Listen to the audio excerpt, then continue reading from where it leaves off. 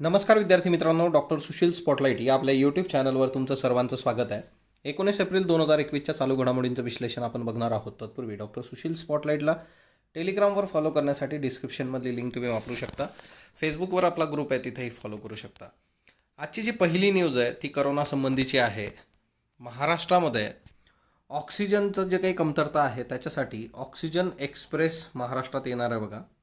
आणि एकंदरीतच अशा पद्धतीने ज्या काही वॅगन्स असतात त्याच्यावर टँकर ठेवून ऑक्सिजनचे तो पुरवठा केला जाणार आहे.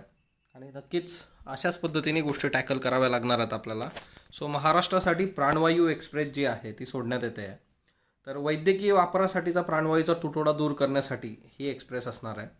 आता याच्यामध्ये मध्य रेल्वे जी आहे त्यांनी कळंबोली मुंबईचा परिसर जो आहे ते विशाखापट्टणम, जमशेदपूर, रूरकेला, बोकारो असा सुलभ मार्ग ग्रीन कॉरिडॉर तयार करण्यात आलेला आहे. आता ग्रीन कॉरिडॉर काय असतं की या मार्गावरची जी काही वाहतूक आहे ती सुलभ झाली पाहिजे, तिच्यामध्ये कसली अडचण येता कामा नये, ट्रॅफिकचा इश्यू होता कामा नये, म्हणून तो मार्ग मोकळा ठेवला जातो. कळंबोली येथून 19 एप्रिल 2021 रोजी विशाखापट्टणमच्या दिशेने पहिली ऑक्सिजन एक्सप्रेस जी आहे ती धावणार आहे. महाराष्ट्रात प्राणवायूचा तुटवडा असल्यामुळं द्रवरूप वैद्यकीय प्राणवायू जो काही आहे म्हणजे लिक्विफाईड ऑक्सिजन जो आहे तर तो आणि प्राणवायूच्या टाक्यांची ऑक्सिजन सिलेंडरची वाहतूक होणार आहे.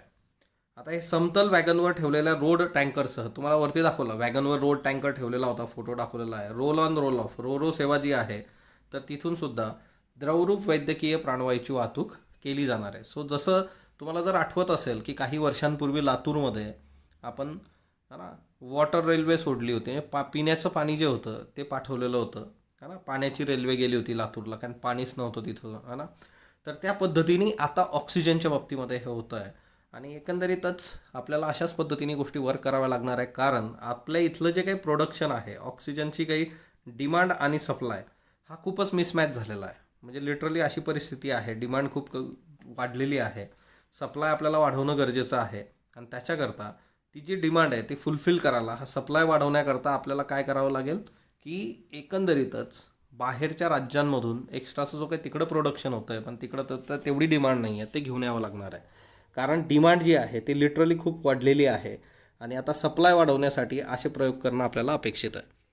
त्याच्यानंतर करोनामुळे अर्थव्यवस्थेवर अनिश्चिततेचं सावट आहे असं नीती आयोगाचे उपाध्यक्ष राजीव कुमार यांनी भीती दर्शवली आहे. एकंदरीतच येत्या काळामध्ये सरकारच्या आर्थिक योजना याच्यासाठी येऊ शकतात आणि त्यांनी हे स्पष्ट केलेलं आहे की सध्याची परिस्थिती पूर्वीपेक्षा अधिक वाईट आहे आणि ते आपण अनुभवतोय सध्या. मागच्या वर्षी कोविड-19 होता त्यावेळेसची ती भीती होती, पण एकंदरीत आताची परिस्थिती जी आहे त्याचं वास्तवच एकदम भयंकर आणि भीषण आहे. सो बेसिकली याचा जो इम्पॅक्ट आहे तो इकॉनॉमीवर 100% दिसणार आहे आपल्याला. आणि त्याच्याकरता राजीव कुमार यांनी म्हटलेलं आहे की 31 मार्च 2022 अखेर भारताची अर्थव्यवस्था 11% वृद्धिदर गाठू शकेल. आता बघा, आता हे 2021मध्येच म्हटलं जात होतं, आता हे 2022ला गेलेलं आहे, मार्च 2022. सो ह्या गोष्टी थोड्या समजून घ्याव्या लागतील. सो नीती आयोगाचे उपाध्यक्ष त्यांनी ती भीती हे केलेली आहे. सिटी बँक भारतातून बाहेर जाणार आहे. आता काय झालेलं आहे की करोना काळामध्ये त्या सगळ्या न्यूज आणि त्याच्यात एक न्यूज थोडीशी बाजूला सारली गेली होती, ती म्हणजे सिटी बँक. सिटी बँक ही काही भारतीय बँक नाही आहे, ती अमेरिकेतली बँक आहे आणि भारतामध्ये तिचा व्यवसाय करते. आता या सिटी बँकेने भारतातला व्यवसाय बंद करण्याचा निर्णय घेतलेला आहे. आता सिटी बँकेने हा निर्णय घेतला, आता हिच्यातून बरेचसे जे काही प्रतिक्रिया समोर येतील तिच्यात अशा येऊ शकतात की चला सिटी बँक बाहेर जाते म्हटल्यानंतर आपल्या इथल्या बँकांना काहीतरी स्कोप मिळेल, तर ते आपल्यासाठी पॉझिटिव्ह आहे का निगेटिव्ह आहे तेही आपण बघूया. अमेरिकेतल्या बाजाराधीरित भांडवलशाहीचं दिमागदार प्रारूप म्हणजे सिटी बँक. म्हणजे एकंदरच जी काय कॅपिटलिझम आहे, अमेरिकन मार्केट आहे, त्याचं एक रिफ्लेक्शन म्हणजे सिटी बँक तुम्ही बघू शकता. सिटी बँकेची स्थापना 1812मध्ये झालेली आहे, 1812. आणि एकंदरीतच सिटी बँकेचं जे काय आहे की येत्या 15 वर्षात जवळपास 250 वर्ष तिला होणार आहेत. भारतासमवेत इतर काही देशांमधून पण तिने माघार घेतलेली आहे. फक्त भारतातून सिटी बँक स्वतःचा व्यवसाय गुंडाळते असं नाही, तर ऑस्ट्रेलिया, बहरीन, चीन, Indonesia, Korea, Malaysia, Philippines, Poland, Russia, Taiwan, Thailand, Vietnam. So फक्त भारताच्याच बाबतीत काय होतं आहे असं नाही आहे, बऱ्याच देशांमधून ते बाहेर जात आहेत. आता भारतात व्यवसाय बंद करण्याची कारणं सिटी बँकेने काय दिली? 2 कारणं दिली. एक, व्यवसाय विस्ताराचं आव्हान आणि चढी स्पर्धा. आता सगळ्यात महत्त्वाची गोष्ट की सिटी बँकच अमेरिकेतून येते, गोल्ड गोल्डमन सॅचा असेल किंवा मग लेहमन ब्रदर्स असेल. जीवघेणी स्पर्धा काय असते, तिच्यातून काय गोष्टी घडू शकतात, हे 2008मध्ये जगाने अनुभवलेलं आहे. पण एकंदरीतच एक गोष्ट आहे की स्पर्धेला घाबरणारे नक्कीच अमेरिकन मार्केट नाही. आणि त्या अमेरिकन मार्केटमधली त्यांनी जे सांगितलं की व्यवसाय विस्ताराचं आव्हान आणि चढी स्पर्धा. तर कसं असतं, बऱ्याचदा ज्यावेळेस राजीनामा दिला जातो की एखादी संस्था एखाद्याने सोडली, मग ते सांगतात की व्यक्तिगत कारणास्तव आम्ही सोडलेलं आहे. गव्हर्नर सोडून गेले RBI. मग ते सांगणार की व्यक्तिगत कारणास्तव, कुटुंबाला वेळ द्यायचा होता. मग एवढे दिवस कुटुंब काय डिलीट झालेलं होतं का? सो ते डिप्लोमसी असते. तशीच डिप्लोमसी या बँकेने दाखवलेली आहे. फक्त तिच्यातलं एक दुसरं रिझन जे आहे ते म्हणजे नियामकांचं आव्हान. रेग्युलेटरी कॉस्ट म्हणजे नियामकांचा खर्च, नियमनाची किंमत. म्हणजे आपल्या इथं कसं आहे ना की वेलफेअर गव्हर्नमेंट आहे. भारतामध्ये अग्रक्रम क्षेत्र असतात बघा. याच्यावर नेहमी प्रश्न येतो. अग्रक्रम क्षेत्रांना तुम्हाला लोन द्यावं लागतं, ॲग्रिकल्चर असेल किंवा बाकीच्या गोष्टी. मग तिच्यामध्ये तुम्हाला लॉसच सहन करावा लागतो, त्याच्याने रेग्युलेटरी कॉस्टच जास्त असते. हा एक मेजर मुद्दा आहे. दुसरी महत्त्वाची गोष्ट की शाखा विस्तार. शाखा विस्तारासाठी तुम्हाला विशेष काही सवलत तिच्यात नाही आहे. प्रत्येकाला परमिशन घेऊनच त्या सगळा विस्तार करावा लागतो, तो एक मुद्दा आहे. आता सिटी बँकेच्या बाबतीमध्ये किंवा बाहेरून ज्या बँका भारतासारख्या देशात येतात किंवा विदेशी बँका, त्या दोन पद्धतीने काम करतात. एक, डायरेक्टली स्वतःची ब्रांच तिथं टाकून मग काम करणं. आणि दुसरं असतं की भारतात एखादी उपकंपनी स्थापन करून त्याच्या पद्धतीने काम करणं. तर सिंगापूरची बँक भारतात तशा पद्धतीने काम करते, उपकंपनी स्थापन करून. पण सिटी बँक जी आहे ती प्रॉपरली भारतामध्ये स्वतःचं सिटी बँकेचंच ब्रांच घेऊन मग तसं काम करत होती. सो अशा वेगवेगळ्या पद्धती असतात. पण याच्यामध्ये सगळ्यात महत्त्वाची बाब अशी आहे की ही खूप काही पॉझिटिव्ह गोष्ट नाही आहे की भारतातून सिटी बँक बाहेर जाते. म्हणजे बऱ्याचदा असं वाटतं की आता डोमेस्टिक बँक ज्या आहे, भारतीय बँकांना स्कोप मिळणार, पण तसं नाही आहे. कारण तुम्ही जर बघितलं की विमा क्षेत्र आहेत किंवा संरक्षण क्षेत्र आहे, या विमा आणि संरक्षण क्षेत्रामध्ये FDI जो आहे तो आपण वाढवलेला आहे. याचं FDIचं जे प्रमाण आहे आधी होतं त्याच्यापेक्षा जास्त केलेलं आहे. Foreign direct investment. म्हणजे काय, प्रत्यक्ष गुंतवणूक जी आहे ती तुम्हाला वाढवावी लागली. कारण याच्यामध्ये तुम्हाला गुंतवणुकीसाठी है ना भारतातून तितकासा स्कोप मिळत नाही आहे हे दिसतं आहे. मग ज्यावेळेस अशा बँकात जर भारत सोडून जाणार असल्या तर मग परत आपल्याला अशाच पद्धतीने गोष्टी कराव्या लागतील की बाहेरून कोणतरी येऊन कशात तरी गुंतवणूक करावी. सो नक्कीच ही काही खूप चांगली गोष्ट आपल्यासाठी नाही आहे. झिली दाला बेहेरा. आता झिली दाला बेहेरा जी आहे ती वेटलिफ्टिंग करते बघा. आणि तिला आशियाई वेटलिफ्टिंग स्पर्धेमध्ये ताश्कंदमध्ये सुवर्णपदक मिळालेलं आहे. 45 किलो वजनी गटामध्ये तिला सुवर्णपदक मिळालं. परंतु इथं ही न्यूज घेण्याचा उद्देश एवढाच आहे की 45 किलो वजनी गटाचा ऑलिम्पिकमध्ये समावेश नाही, म्हणून झिली जी आहे ती टोकियोसाठी पात्र ठरलेली नाही आहे. MCQसाठी लक्षात ठेवा, वेटलिफ्टिंगच्या बाबतीमध्ये 45 किलो वजनी गटाचा ऑलिम्पिकमध्ये समावेश नाही. त्याच्यानंतर नेक्स्ट जे आहे ते म्हणजे काल आपण बघितलं होतं बघा, वरिष्ठ आशियाई कुस्ती स्पर्धा अल्माटी कझाकस्तान. हिच्यामध्ये रवी दहिया आणि बजरंग पुनिया यांचा आपण काल रेफरन्स बघितला होता. दीपक पुनिया 86 किलोमध्ये रौप्य पदक मिळालेलं आहे बघा. ओके, आता पदकं घेणारी बरीच लोकं आहेत, पण आपण सुवर्ण रौप्य एवढेच घेतलेले आहेत. ओके, तर ही स्पर्धेची सांगता पण झालेली आहे. तिचा फायनल चार्ट आजच्या पेपरमध्ये आपल्याला अपेक्षित होता, पण तो नाही आहे. पण बघूयात आपण की भारताचे पदकं आणि त्या सगळ्या गोष्टी. ओके, त्याच्यानंतर जलतरण स्पर्धा. श्रीहरी नटराजनला 2 सुवर्णपदक मिळालेलं आहे बघा. उझबेकिस्तानमध्ये जलतरण स्पर्धा 2021ची चालू आहे. आता भारताचा अव्वल जलतरणपटू आहे बघा श्रीहरी नटराजन. त्यांनी 50 मीटर बॅकस्ट्रोक प्रकारामध्ये राष्ट्रीय विक्रमाची नोंद केली आणि सुवर्णपदक पटकावलेलं आहे.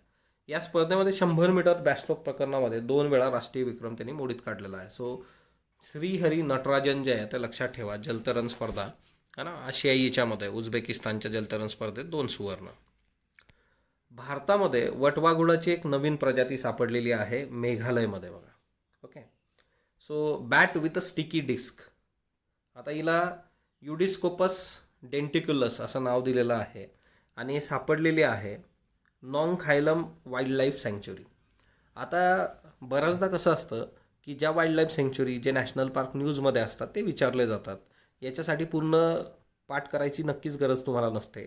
सो नॉंगखायलम वाईल्ड लाईफ सँक्च्युरी कशात आहे तर ती मेघालयमध्ये आहे. हे नॉंगखायलम अभयारण्य इथंही सापडलेली बघा बॅट.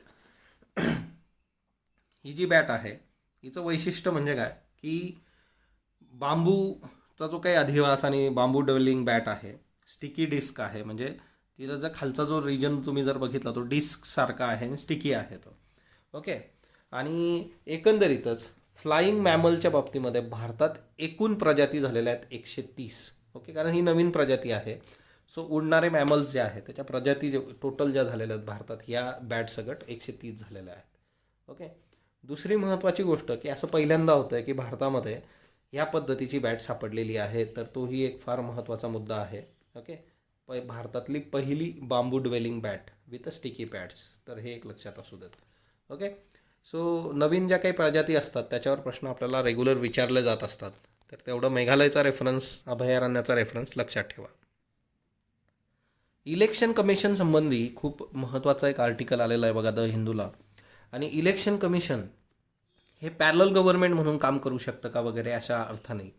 आता इलेक्शन कमिशनच्या बाबतीमध्ये जे काम आहे इलेक्शन कमिशनचं ते म्हणजे काय की free and fair election conduct करणं. आता तुमच्यासमोर चालू आहे वेस्ट बेंगॉलमध्ये, सगळ्या जगाचं लक्ष जिथं लागलं आहे ते वेस्ट बेंगॉल आहे बघा. रोज इलेक्शन कमिशनच्या डोक्याला तिथंच जास्तीचा ताप आहे. आता हिच्यामध्ये जे आहे की टी एन शेषन यांचं निधन झालेलं आहे बघा. टी एन शेषन जे होते ते टी एन शेषन 1990चं जे दशक आहे त्यावेळेस टी एन शेषन ज्यावेळेस चीफ इलेक्शन कमिशनर झाले त्यापर्यंत म्हणजे याच्यात स्पष्टपणे लिहिलेलं आहे की तोपर्यंत भारतातल्या लोकांना इलेक्शन कमिशन असतं वगैरे किंवा त्याला काही अधिकार असतात अशी जाणीवच नव्हती. शेषन आल्यानंतर त्यांनी कलम 324 जे आहे भारतीय संविधानातलं, सो आर्टिकल 324 याच्यावर खूप फोकस आहे याच्यात, आणि ते सगळे पॉवर्स जे आहेत ते तिथूनच घेतले जातात. तर त्याचा खूप प्रॉपरली वापर केला आणि इलेक्शन कमिशनचे स्वतःचे काहीतरी अधिकार आहेत जे संविधान त्याला देतं हे जगाला समजून सांगितलं. जगाला म्हणजे राजकीय पक्षांना, आणि त्या राजकीय पक्षांना मग त्याच्यानुसार काम करावं लागलं किंवा त्याच्यात जे काही चेंजेस झाले. ओके. आता याच्यामध्ये सगळ्यात महत्त्वाची गोष्ट जी आहे की मॉडल कोड है ना, आचारसंहिता जे काय आहे model code of conduct. Model code of कंडक्टचा जर इतिहास तुम्ही बघितला तर केरळमध्ये त्याचे आपल्याला रेफरन्सेस मिळतात. तर केरळ गव्हर्नमेंटनी 1960मध्ये असेंब्ली इलेक्शन, विधानसभा इलेक्शनच्या वेळेस काही नियम गठीत केले होते आणि मग तेच ॲडॉप्ट केले गेले इलेक्शन कमिशनद्वारे नंतरच्या काळात. आणि 1991 पासून मग स्ट्रिक्टली आपण model code of conduct follow करतो, ज्याला तुम्ही आचारसंहिता म्हणता. सो याचं ओरिजिन जे आहे ते केरळच्या असेंब्ली इलेक्शनमध्ये आहे 1960च्या. ओके. आता याच्यामध्ये दुसरा जो मुद्दा आहे की हे जे आहे मॉडल कोड ऑफ कंडक्ट, तर मॉडल कोड ऑफ कंडक्ट याला कुठलाही लीगल बेस नाही आहे, तर तोही एक फार महत्त्वाचा मुद्दा आहे. आता त्याला लीगल बेस नसण्याचं कारणसुद्धा आहे, कारण कसं असतं जर त्याला लीगल बेस तुम्ही बनवलं, आता याच्यामध्ये सिम्पल आहे की model code of conduct election commission work करतं. आता याच्यात असं म्हटलं गेलेलं आहे की paragraph 16A election symbol, okay, जे काय आहे ऑर्डर 1968 ऑर्डर आहे की एखाद्या पॉलिटिकल पार्टीचं जे काही हे आहे म्हणजे रिकग्नाइज पॉलिटिकल पार्टी, तर तिचा जो काही तो हे असतो म्हणजे रिकग्नाइज पॉलिटिकल पार्टी म्हणून तिला जे काही दर्जा दिला जातो, तर तो इलेक्शन कमिशन काढून घेऊ शकतं वगैरे वगैरे जर त्यांनी जे काही रूल्स रेग्युलेशन आहे ते फॉलो केले नाहीत तर. पण आता याच्यामध्ये सिम्पल येतं की हे लिगली सस्टेनेबल आहे का, तर लिगली सस्टेनेबल नक्कीच नाही आहे, कारण जो मॉडल कोड ऑफ कंडक्ट आहे त्याला लीगल बेस नाही आहे. त्याला लीगल बेस इलेक्शन कमिशननीच नाकारलेला आहे. त्याचं रिझन असं आहे, त्याला जर तुम्ही लीगल बेस दिला तर मग प्रत्येक केस कोर्टात जाणार आणि कोर्टात गेली की मग ते पेंडिंग तिथं पडलेलं राहील ते तारीख पे तारीख. तर असं इलेक्शन कमिशननी म्हटलं होतं आणि ती खरी पण गोष्ट आहे. तर तो एक फार महत्त्वाचा मुद्दा आहे. त्याच्यानंतर ट्रान्सफर ऑफ ऑफिशियल्स. आता बऱ्याचदा काय होतं की abrupt transfer of senior officials working under the state government by an order of commission. म्हणजे इलेक्शन कमिशन एखाद्या सिनियर ऑफिसरची बदली करतं या सगळ्या काळामध्ये इलेक्शनच्या. खरं तर अधिकाऱ्यांची बदली करण्याचे अधिकार कुणाला आहेत, तर ते स्टेट गव्हर्नमेंटला आहेत. हा याच्यातला एक महत्त्वाचा आस्पेक्ट आहे. इलेक्शन कमिशनला हा अधिकारच नाही आहे किंवा तो कसा दिला जातो त्याच्यावर पण डिबेट आहे. आणि हे खरंच इलेक्शन कमिशन करू शकतं का, कारण हा मेजर रोल जो आहे तो मग स्टेट गव्हर्नमेंटचा आहे. मग स्टेट गव्हर्नमेंटबरोबर त्यांनी प्रॉपरली कम्युनिकेट करणं आणि त्याच्यातून गोष्टी करणं हा एक महत्त्वाचा याच्यातला आस्पेक्ट आहे. ओके. सो ही एक फार महत्त्वाची बाब आहे. त्याच्यानंतर दुसरी महत्त्वाची गोष्ट आहे की बऱ्याचदा काय होतं, आता केरळ गव्हर्नमेंट काय करत होतं आता मधल्या काळामध्ये की राईस असेल, पल्स असेल, कुकिंग ऑइल असेल, म्हणजे काय डाळी, खाद्यपदार्थ जे होते ते लोकांना देत होतं. कारण काय पॅन्डेमिक सिच्युएशन, कोविड-19 किट डिस्ट्रीब्युशन करत होतं. आता इलेक्शन कमिशनकडं ऑपोजिशन पार्टीनी कंप्लेंट केली आणि इलेक्शन कमिशनने केरळ गव्हर्नमेंटला ही किट लोकांना वाटण्यापासून थांबवलं. आता खरं तर या गोष्टीचा जर तुम्ही सिरियसनेस बघितले तर आताच्या पॅन्डेमिक सिच्युएशनमध्ये हे गरजेचं होतं. परंतु मग आता एक इथं केस दिलेली, ही इंटरेस्टिंग केस आहे बघा. Subramaniam Balaji versus government of Tamil Nadu 2013ची केस आहे. Subramaniam Balaji versus government of Tamil Nadu 2013. हिच्यामध्ये काय होतं की colour T V, computer, cycle, बकरी, गाय है ना इत्यादीचं डिस्ट्रीब्युशन करण्याचं प्रॉमिस गव्हर्नमेंटद्वारे केलं गेलं होतं. ओके, वेलफेअर मेजरच्या ह्याच्यामध्ये. आणि याला जो बेस आहे तो directive principles of state policy, म्हणजे ज्याला DPSP तुम्ही म्हणता, त्याचा बेस दिला गेला होता. आणि कोर्ट म्हटलं होतं की ठीक आहे तुम्ही असं करू शकता, म्हणजे इलेक्शनच्या काळामध्ये जर सांगत असेल गव्हर्नमेंट की TV देऊ, हे देऊ, ते देऊ, तर DPSPच्या ह्याच्यात. मग आता इथं मुद्दा हाच राहतो की जर 2013मध्ये सुप्रीम कोर्ट म्हणत असेल की कलर TV वगैरे डिस्ट्रीब्यूट करा, काही इश्यू नाही आहे. ओके, परंतु मग जर केरळ सरकार अन्नधान्य देत असेल लोकांना, तेही पॅन्डेमिक सिच्युएशनमध्ये, तर ती चुकीची गोष्ट कशी असू शकते. मग आता याच्यात असे बरेच इश्यू आहे, कारण मग हा निर्णय जो आहे तो सुप्रीम कोर्टाचा आहे, तिकडं तो इलेक्शन कमिशनने घेतलेला निर्णय. मग तिच्यात ते म्हणणार की मॉडेल कोड ऑफ कंडक्ट जो आहे की तुम्ही आमिष दाखवताय लोकांना वगैरे वगैरे. तर असे सगळे हे डिबेट्स आहेत. Okay, so basically election commission तुम्ही नीट करून ठेवणं अपेक्षित आहे. अच्युत गोखले वय वर्ष 75, ज्येष्ठ सनदी अधिकारी होते बघा. नागालँडचे माजी मुख्य सचिव पण होते. केंद्रीय अपारंपरिक ऊर्जा मंत्रालयाचे माजी सचिव होते. त्यांना व्हिलेज डेव्हलपमेंट बोर्ड आणि जवाहर रोजगार योजना क्षेत्रातील उल्लेखनीय कार्याबद्दल 1990मध्ये पद्मश्री पुरस्कारांनी सन्मानित केलेला आहे. श्रीबा जोशी वय वर्ष 91, मर्मज्ञ लेखन ग्रंथोपासक, त्याच्यानंतर वाचन महर्षी असं त्यांची ओळख आहे श्रीबा जोशींची. मॅजेस्टिक प्रकाशनाचा ग्रंथोपासक हा पुरस्कार जो आहे त्याचे पहिले मानकरी होते ते. साहित्य त्यांचं स्फुटलेख संग्रह आहे, संकलन गंगाजळी उत्तम मध्यम. अनुवादामध्ये कपिला काटची कहाणी, बादशाची अंगठी, चोप अदालत चोलछे, शांतता कोर्ट चालू आहे, विजय तेंडुलकरांचं नाटक अनुवादित केलेलं आहे त्यांनी. ओडिसामधलं जे लिंगराज टेम्पल आहे बघा, तर ते न्यूजमध्ये आहे. आणि एकंदरीतच आता इथं कोविड-19मुळे जे आहे की भाविकांसाठी ते बंद करण्यात आलेलं आहे. रिझन तसे आहेत की कोविडचा जो काही प्रसार तिकडं मोठ्या प्रमाणावर व्हायला लागलेला आहे, सगळं महाराष्ट्राच्या बाहेर बऱ्याच राज्यांमध्ये आता होतं आहे. सो लिंगराज टेम्पल जे आहे याच्यावर मधल्या काळात प्रश्न विचारला गेला होता बघा.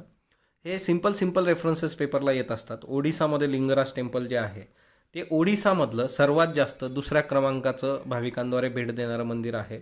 आणि जगन्नाथ टेम्पल जे आहे पुरी, सो जगन्नाथ टेम्पल जे आहे ते ओडिसामधलं सर्वात जास्त भाविकांद्वारे भेट दिलं जाणारं टेम्पल आहे. सो जगन्नाथ टेम्पल आणि लिंगराज टेम्पल हे दोन्ही टेम्पल लक्षात ठेवा, ओडिसामधले आहे. आणि एकंदरच ओडिसा स्कूलशी रिलेटेड हे टेम्पल्स आहेत. ओके, आणि जर येत्या काळात शक्य झालं तर आपण ह्या आर्ट अँड कल्चरचे काही रेफरन्सेस घेऊयात. सो भुवनेश्वर, लिंगराज टेम्पल आणि जगन्नाथ टेम्पल पुरी, ओडिसा लक्षात ठेवा. इस्रायल हा जो देश आहे, या इस्रायल देशामध्ये जवळपास 50% नागरिकांना लस देऊन झालेली आहे. आणि तिच्यामुळे इस्रायलनी एक महत्त्वाचा निर्णय घेतलेला आहे. या लोकांच्या चेहऱ्यावर तुम्हाला कुठेही मास्क दिसणार नाही. मास्क लावण्याचा नियम जो आहे तो आता त्यांनी मास्क लावण्याचा नियम आता रद्दबादल केलेला आहे आणि ते विदाऊट मास्क लोक फिरू शकतील. आणि त्याच्यामुळेच ते आनंद व्यक्त करताय बघा इस्रायल, जेरुसलम इस्रायल. त्याच्यानंतर पर्यावरणासाठी अमेरिका आणि चीन एकत्र. खरं तर ह्या न्यूजला काही अर्थ नाही आहे, है ना. ते अशा आहेत की पर्यावरणाच्या कुठल्याही याच्यामध्ये जबाबदारीने न वागणारे देश म्हणून यांच्याकडे तुम्ही बघू शकता. आणि त्यातल्या त्यात अमेरिका तर प्रत्येक आंतरराष्ट्रीय करारातून बाहेर पडण्याचा किंवा तिच्यातून है ना कातडी बचाव करण्याचा सगळा मार्ग शोधत असतं. सो आता 22-23 एप्रिलला जे काही व्हर्च्युअल परिषद होणार आहे पर्यावरणासंबंधीचे, त्याच्यासाठी जॉन केरी चीनला गेले होते ना. ऑब्वियसली कसं असतं, कुणीही आपल्या घरी आलं ते आपलं विरोधक असू देत है ना, तर आपण आदर सत्कार चांगलाच करतो त्याचा. तसा सगळा हा प्रकार आहे. ओके, त्याच्यानंतर ही छठ पूजा बघा. ओके, पाटणामध्ये आता छठ पूजा आहे. म्हणजे आता करोना संसर्गात ठीक आहे त्यांनी न्यूज दिलेली आहे, पण छठ पूजा लक्षात ठेवा. छठ पूजा उत्तर भारतामध्ये केली जाते, सूर्याशी संबंधित आहे, तर तो एक रेफरन्स लक्षात असू द्यात. कॅस्ट्रोपल्याडचा क्युबा. आता बघा क्युबाचा काल तुम्हाला मॅपही दाखवला होता. क्युबाची वाटलं तर एक स्टोरीच वेगळी आपण करूयात. 1959मध्ये क्युबाच्या शासक पदावर फिडल कॅस्ट्रो आले होते बघा. आणि मग त्याच्यानंतर त्यांचे भाऊ राहुल कॅस्ट्रो, आणि राहुल कॅस्ट्रोनी आता मुख्य सचिव पदाचा कम्युनिस्ट पार्टीचा राजीनामा दिलेला आहे. आता याचा जर तुम्ही विचार केला तर खरं तर क्युबाच्या अध्यक्षपदावरून 2018मध्येच राहुल कॅस्ट्रो बाजूला झाले होते, परंतु पक्षाचं मुख्य सचिवपद त्यांच्याकडे होतं. सो ऑब्वियसली जे काही निर्णय प्रक्रिया होती तिच्यावर त्यांचा अधिकार होता. आता याच्यामध्ये जे आहे की आता कॅस्ट्रो विना क्युबा चालणार का, परंतु राहुल कॅस्ट्रो यांची जी मुलं आहेत त्यांची पकड पण जी आहे ती शासनावर चांगली आहे. तर ते बघूयात उत्तराधिकारी कोण होतं. आता याच्यामध्ये दुसरा एक महत्त्वाचा मुद्दा जो आहे की अमेरिकेच्या जवळ असणारा हा क्युबा आहे, परंतु सोव्हिएत रशिया जो आहे त्याची वैचारिकता त्यांनी घेतली होती आणि कम्युनिस्ट याच्यावर ते सगळं चाललेलं आहे. अमेरिकेने बरेच प्रयत्न केलेले आहेत, पण फिडल कॅस्ट्रोनी अमेरिकेला चुकूनही भीक घातली नाही आहे. आणि त्याच्यामुळेच ते जे आहे की इथं पण बघा त्यांनी उल्लेख केलेला आहे की अमेरिकेच्या नाकावर टिचून उभे राहणारे फिडेल कॅस्ट्रो. त्याच्यानंतर याच्यामध्ये दुसरी महत्त्वाची अर्जेंटिनाचे जे क्रांतीवीर आहे अर्नेस्टो चे गवेरा. चे गवेराचे टी शर्ट कॅप बरेच असतात, कॉमन असतात है ना, तुमच्याकडेही असतील कदाचित. सो अर्नेस्टो चे गवेरा त्यांची स्टोरी इंटरेस्टिंग आहे बघा. सो एकंदरच क्रांती आणि त्या सगळ्या गोष्टी, परंतु क्युबामध्ये काय लोकशाही नावाचा प्रकार नव्हता बघा. क्रांती वगैरे करून हे सत्तेत आले 1959मध्ये, परंतु तिथं जे होतं ते लष्करशाहीच होती आणि तिच्यात जे होतं ते की फिडल कॅस्ट्रो आणि त्यांचे दुसरी फळी म्हणजे राहुल कॅस्ट्रो त्यांचे बंधू, आणि त्यांनी सगळं हे केलेलं आहे त्यांना, हा ना. म्हणजे आता अमेरिकेने क्युबामधल्या लोकांना पटकन नागरिकत्व देणे, तिथल्या असमाधानी लोकांना सपोर्ट करणं, असं बरंच काम केलेलं आहे. ओके. सो कालचे प्रश्न बघा. कोनॅक जमात कोणत्या राज्यातील आहे? नागालँड. ओके. गुगल टाईम लॅब्सबद्दल बिनचूक विधान निवडा. गुगल अर्थ म्हणजे गुगल अर्थमध्ये टाईम लॅबचा समावेश करण्यात आला, बरोबर. गेल्या 4 दशकातील पृथ्वीवरील वातावरणातील बदल यामुळे पाहता येणार आहे, बरोबर.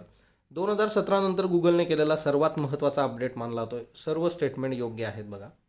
रेस टू झिरो या जागतिक उपक्रमात सहभागी नसलेले महाराष्ट्रातील शहर कुठले? सोलापूर. अन्नपूर्णा शिखराबद्दल बिनचूक नसलेले विधान ओळखा. जगातलं 10वं सर्वोच्च शिखर आहे, बरोबर. उंची 8,091 मीटर. 2021मध्ये जगात प्रथमच गिरीप्रेमी संस्थेद्वारे हे शिखर सर करण्यात आलं होतं. तर ॲक्च्युली आत्तापर्यंत 250 लोकांनी केलेलं आहे. गिरीप्रेमी प्रथमच नाही आहे, गिरीप्रेमीने 2021मध्ये केलं, त्याच्या आधी लोकांनी केलेलं आहे. 1950मध्ये पहिल्यांदा हे सर करण्यात आलं होतं. सो बिनचूक नसलेलं विधान जे आहे ते फक्त एकच आहे, फक्त let me say it now. हे राकेश मारिया यांचं पुस्तक आहे बघा, आत्मचरित्र. आजचे प्रश्न घ्या. खालीलपैकी कोणत्या हेलिकॉप्टरला नौदलाचे डोळे आणि कान म्हटलं जातं? Seeking, Chinook, Apache, Chetak. खालीलपैकी कोणते क्रिकेट संग्रहालय जगातील सर्वात मोठे संग्रहालय आहे? लॉर्ड्स क्रिकेट संग्रहालय, द ब्रॅडमन संग्रहालय, न्यूझीलंड क्रिकेट संग्रहालय, ब्लेड्स ऑफ ग्लोरी. 2022च्या बर्किंगहॅमच्या राष्ट्रकुल क्रीडा स्पर्धेत भारतीय महिलांचा क्रिकेट संघ सामील होणार आहे. 2028च्या ऑलिम्पिकमध्ये भारतीय पुरुषांचा क्रिकेट संघ सामील होणार आहे. फक्त अयोग्य, ब योग्य, अबयोग्य यापैकी नाही. केंद्र सरकारच्या कर्मचाऱ्यांची निवृत्ती वय 60 वर्ष आहे. महाराष्ट्र सरकारच्या कर्मचाऱ्यांची निवृत्ती वय 58 वर्ष आहे. फक्त अयोग्य, ब योग्य, अबयोग्य यापैकी नाही. माळढोक पक्षाला 1994मध्ये इंडेंजर्ड घोषित केले. माळढोकला 2011मध्ये क्रिटिकली इंडेंजर्ड घोषित करण्यात आलं. फक्त अ बिनचूक, ब बिनचूक, अब बिनचूक, दोन्ही चूक. याची उत्तर तुम्ही मला कमेंट बॉक्समध्ये सांगणार आहात. स्पॉटलाईटला जो तुम्ही प्रतिसाद देता त्याबद्दल मी आपला आभारी आहे. स्पॉटलाईटला लाईक करा, शेअर करा, सबस्क्राईब करा. धन्यवाद विद्यार्थी मित्रांनो.